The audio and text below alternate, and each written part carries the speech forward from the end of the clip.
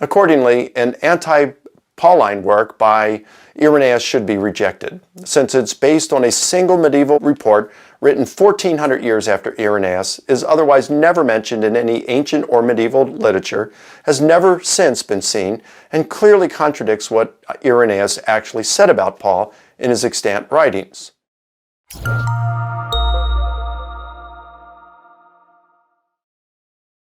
Second, some Muslims have argued that the early church father Ireneo quoted extensively from the Gospel of Barnabas. However, this claim is based on a single manuscript that has been dated to approximately 1400 years after Ireneo wrote. This manuscript introduces the Gospel of Barnabas with the claim that Ireneo quoted extensively from the Gospel of Barnabas in an otherwise unknown work against the Apostle Paul. Now, this is without doubt a false claim, since in his extant writings, Ireneo frequently refers to Paul's authority in a positive manner. He even refers to Paul and Peter as the two most glorious apostles. He also said those who do not recognize Paul as an apostle must also reject the writings of Luke, who was a disciple of the apostles and who recognized Paul as an apostle.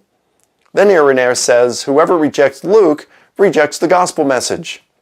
Accordingly, an anti-Pauline work by Ireneo should be rejected, since it's based on a single medieval report written 1400 years after Ireneo, is otherwise never mentioned in any ancient or medieval literature, has never since been seen, and clearly contradicts what Ireneo actually said about Paul in his extant writings. Now, the equivalent would be a claim that a lost work of Sahih al-Bukhari had been discovered by a now-deceased imam who had showed it to no one, but he claimed that Bukhari frequently quoted a letter from Muhammad stating he had enlisted the services of a lettered relative who secretly composed the Quran.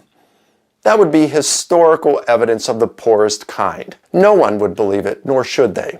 And that's precisely the kind of evidence we have introducing the Gospel of Barnabas in the single manuscript written 1400 years later.